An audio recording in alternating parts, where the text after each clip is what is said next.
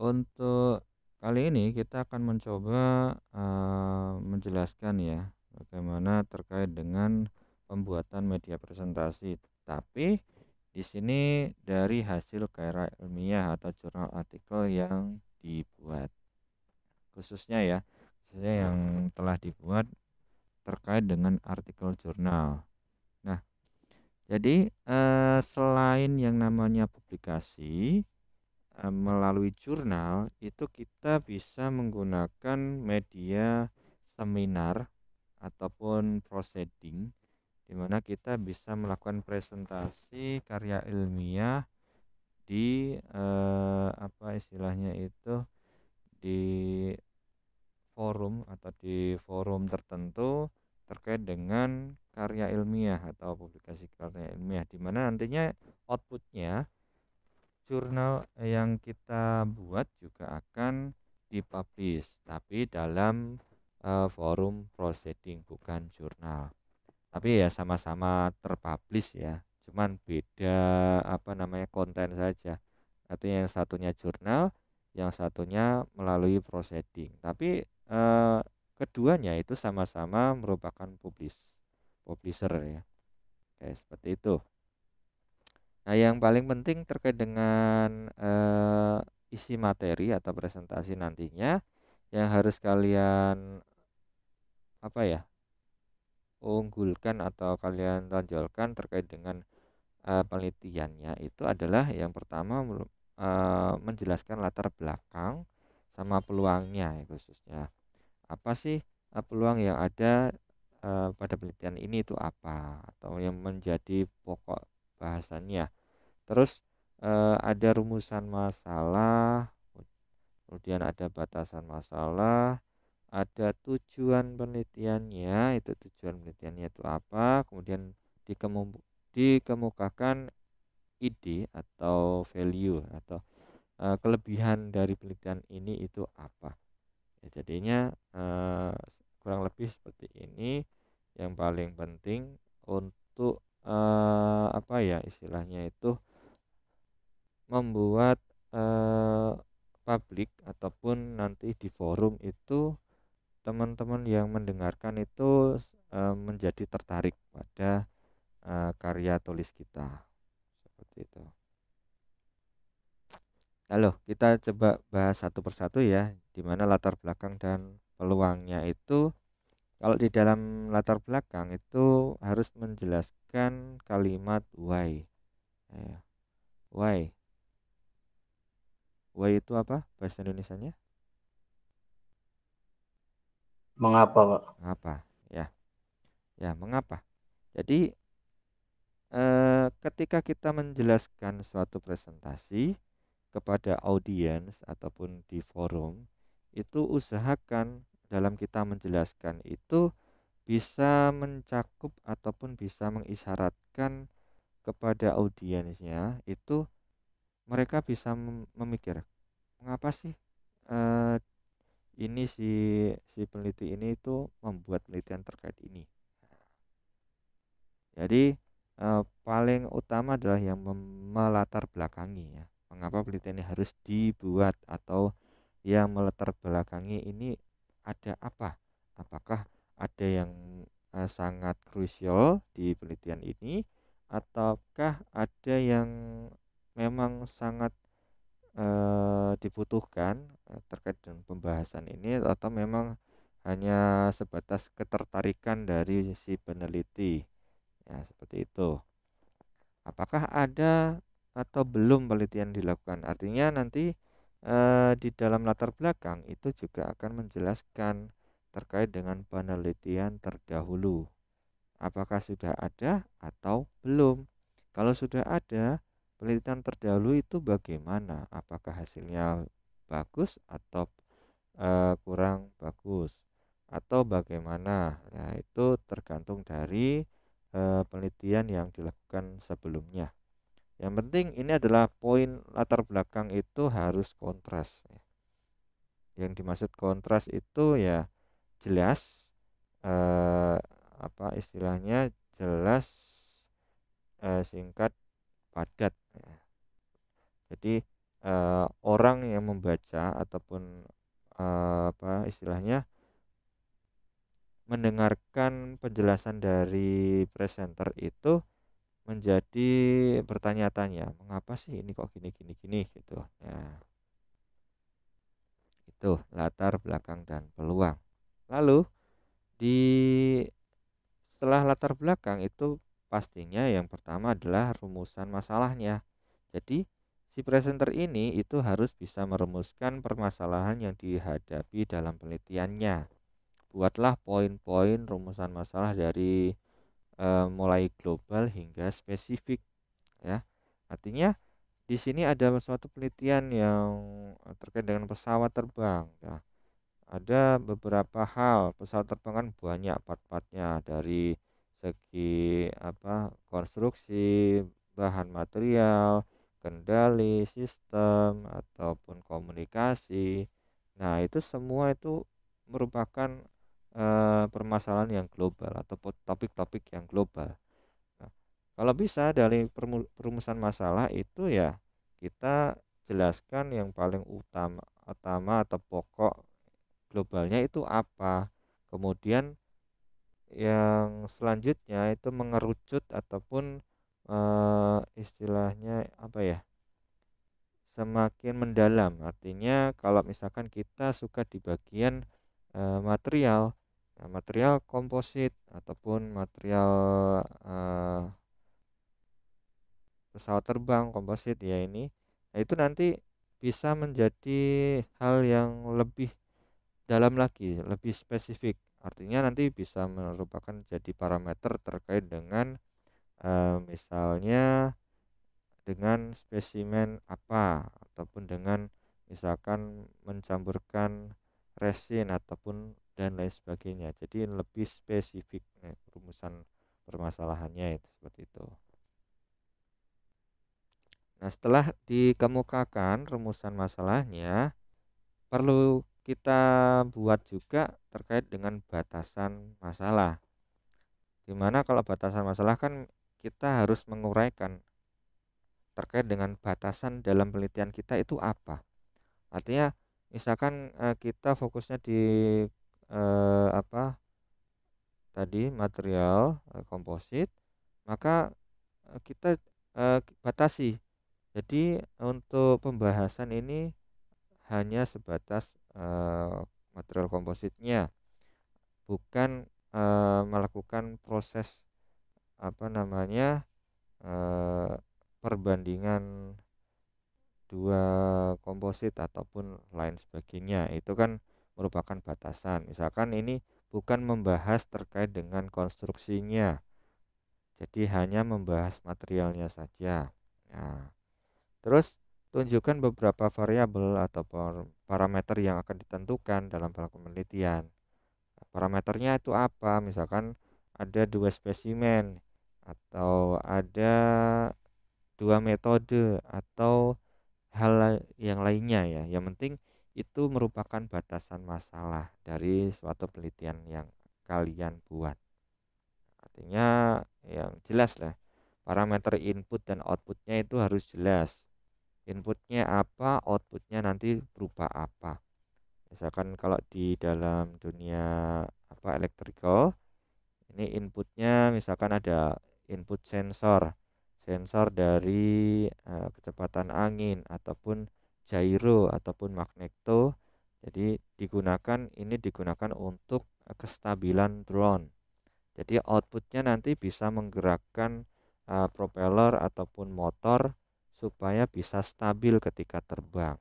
Nah, parameternya itu harus jelas. Terus yang terakhir adalah langsung merujuk pokok fokus permasalahannya itu apa. Ya, ini. Nah, kenapa kita mempelajari hal ini? Ya, ini saya hanya memberikan penjelasan sedikit ya. Yang penting nanti paling pokok tugas utama dari pertemuan hari ini adalah nanti kalian diwajibkan untuk membuat suatu media presentasi ya. Jadi nanti kalian harus membuat presentasi terkait dengan topik permasalahan atau penelitian yang harus yang telah kalian tentukan di awal kemarin. Oke, kita lanjut. Nah, tujuannya apa ya? Tujuan dari penelitian ini ya pastinya kalau ada rumusan masalah pasti ada yang namanya tujuan. Di mana tujuan ini adalah menjawab rumusan masalah yang telah diutarakan sebelumnya. Kalau rumusan masalahnya ada 3, ini sering saya ungkit terkait ketika saya menguji ya. Kalau misalkan rumusan masalah ada 3, tujuan masalah juga harus ada 3. Dan nantinya di akhir kesimpulannya juga harus menjawab dari suatu tujuannya ataupun conclusion atau kesimpulan dari tujuannya. Apakah sudah sesuai atau belum dengan hipotesa yang telah kita tentukan. Nah, ini harus menjawab rumusan masalah yang telah diutarakan sebelumnya. Kemudian, poin-poin yang diperlukan dalam menjawab rumusan masalah itu apa saja. Jadi, dibuat per poin ya. Kalau ada 3, berarti ada 3, dijawab. Terus, yang namanya tujuan ini merupakan langkah yang harus dilakukan. Kalau rumusan masalah kita itu apa ya? Drone tidak stabil ketika ada angin eksternal ya, jadi kalau anginnya itu ada angin ya, ketika drone ini diterbangkan kemudian ada angin, itu drone-nya langsung tidak bisa stabil, artinya langsung gerak sendiri ataupun terbawa angin. Nah, alhasil nanti drone-nya menjadi tidak terkendali, bisa nabrak ataupun hal lainnya. Maka dari itu tujuan kita adalah langkah yang harus dilakukan adalah menerapkan metode A, metode B, atau menambahkan parameter A, parameter B untuk menstabilkan kinerja drone ketika terbang. Oke, nah seperti itu. Nah, selanjutnya itu menerapkan suatu metode ya tertentu. Ya, ini tadi ya yang saya terangkan. Jadi ada metode tertentu untuk menjawab suatu permasalahan yang ada atau yang pernah atau yang kalian hadapi saat ini. Itu apa permasalahan pada penelitian Anda itu apa. Jadi harus kita tentukan metode apa yang tepat, paling tepat untuk kita selesaikan terkait dengan permasalahan yang ada. Jadi untuk menentukan metode yang tepat ya kita baca literatur review yang sebelumnya ya, atau penelitian yang sebelumnya. Si A menggunakan metode ini, si B menggunakan metode ini, si C menggunakan metode ini. Kita baca, kita bandingkan, kita lihat review hasilnya bagaimana. Nah, ketika ada permasalahan seperti ini, kita coba putuskan dengan metode A atau metode B bisa menghasilkan output yang bagus. Jadi yang pastinya metode itu ya kita tentukan berdasarkan dari literatur review yang telah kita baca sebelumnya. Jadi ini tujuan ya. Nah, ini terus yang pastinya ide atau gagasan ide ataupun nilai yang menjanjikan pada penelitian ini itu apa, atau gagasan ide yang diterapkan untuk menjawab permasalahan penelitian. Jadi seperti hipotesa kita itu bagaimana, artinya dengan menggunakan metode ini itu dengan yakin ya, kita jawab dengan yakin dengan metode ini itu kita bisa menghasilkan atau bisa menyelesaikan masalah A, bisa menyelesaikan masalah B. Nah, jadi dengan yakin kita bisa seperti itu. Yang ini gagasan ide itu merupakan metode ya, metode untuk menyelesaikan masalah, tadi menjawab permasalahan dan bisa menyelesaikan masalah yang dihadapi. Kemudian uraikan dengan langkah-langkah penelitian. berupa tahapan ya. Tahapan atau flowchart. Biasanya kalian kan disuruh membuat flowchart ya. Flowchart untuk apa namanya? Menyelesaikan permasalahan. Misalkan di awal kita kalau tahapan penelitian kan kita coba cari-cari literatur review dulu, atau yang pertama literatur review, kemudian yang kedua kita coba baca-baca, terus kita pahami terkait dengan permasalahan yang ada itu apa yang saat ini dan apa yang terbaru dari penelitian yang sebelumnya. Lalu kita pakai metode apa untuk menyelesaikan masalah yang ada. Dan nanti hasilnya seperti apa kita cantumkan, kita keluarkan, kita olah ya. Sebelum kita cantumkan keluarkan berarti kita olah dulu menggunakan metode yang kita gunakan, baru kita keluarkan hasilnya seperti apa. Jadi hipotesa atau hipotesis ini merupakan solusi awal untuk menyelesaikan permasalahan. Oke, seperti itu. Ada yang tanyakan terlebih dahulu? Belum ada, Pak. Ada ya.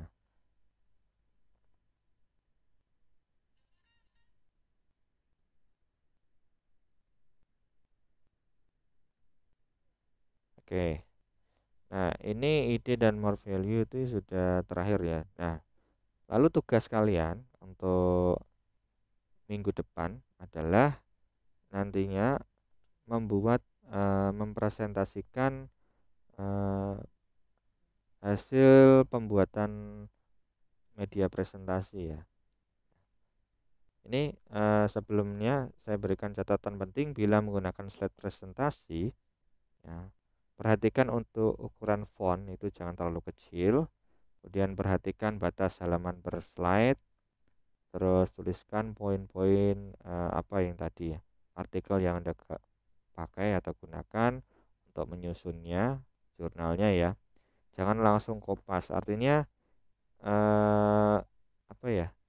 Presentasi ya, media presentasi pastinya ya kalau bisa itu adalah poin-poinnya ya, poin-poin khusus atau poin-poin yang menjadi hal pokok dari penelitian kalian itu apa. Jadi nanti poin itu ditampilkan di presentasinya lalu kita jelaskan. Bukan kita membaca apa ya istilahnya itu. Boleh membaca slide, tapi kalau asal membaca ya kita pun audiens atau pendengarnya ya kita bisa melihat PPT ini. Misalkan ini saya share PPT-nya, ini saya baca juga bisa.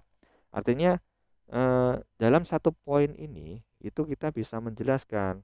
Misalkan ini untuk ukuran font jangan terlalu kecil. Artinya nanti kalau saya menjelaskan ini ya, perhatikan ukuran font jangan terlalu kecil. Jadi artinya kalau font terlalu kecil ya, bagi seseorang misalkan ini kalau di ruangan kelas itu kelasnya besar, artinya terus untuk media proyektornya itu kecil, ukurannya kecil, nanti ya alhasil kita tidak bisa membaca tulisannya ya, tulisan yang ada di lembar presentasinya. Nah, maka dari itu ya kita pastikan ukurannya sesuai lah. Terus batas halamannya per slide itu bagaimana? Gunakan template yang sesuai dengan apa istilahnya ya? Sesuai dengan karakteristik kalian masing-masing. Ya.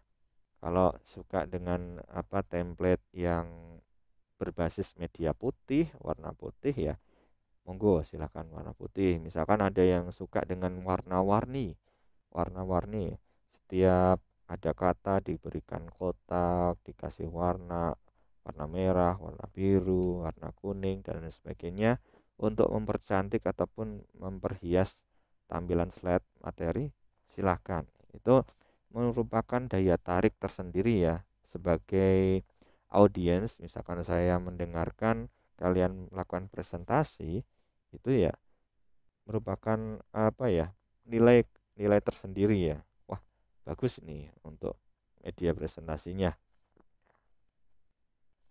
Kalau misalkan kalian suka animasi ya, seperti transisi, ya silahkan kalian gunakan sebelumnya. Yang penting jangan sampai memberatkan apa istilahnya itu kinerja laptop kalian. Kadang banyak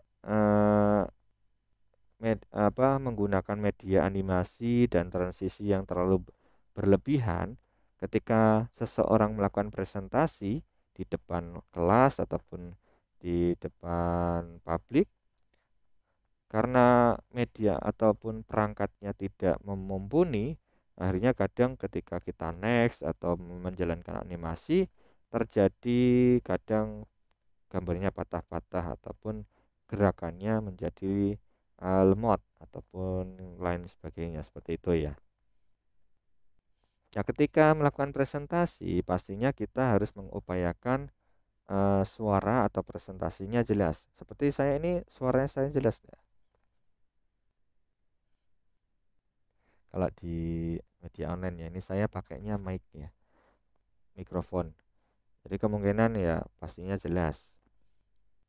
Terus alokasi waktu yang diberikan, misalkan dalam kita melakukan penguji ya, biasanya kalau kita sidang ataupun seminar diuji oleh dosen pembimbing ataupun dosen penguji, nantinya biasanya diberikan waktu dalam mempresentasikan penelitiannya ataupun memaparkan hasil penelitiannya itu kurang lebih 15 menit ya, yaitu kita manfaatkan ya, waktu 15 menit itu kita manfaatkan betul-betul, jangan sampai kurang atau jangan sampai kelebihan.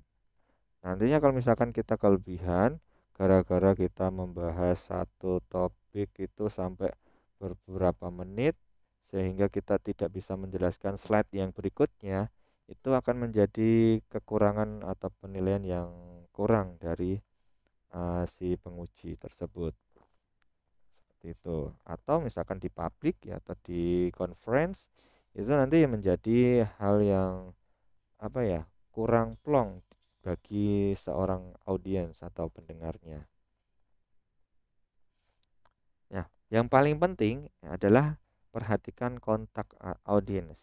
Jadi jangan terlalu banyak melihat slide ya. Artinya kalau bisa hipnotis para audiens.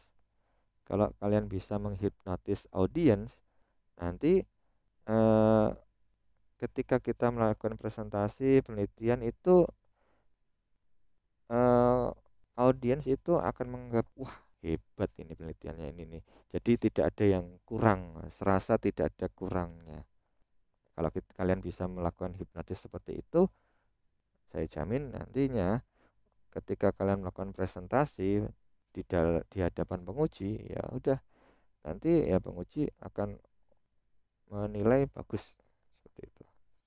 Ya mungkin eh, bisa bertanya tapi ya tanyanya hanya sebatas dasar-dasarnya ataupun lain sebagainya. Oke, seperti itu.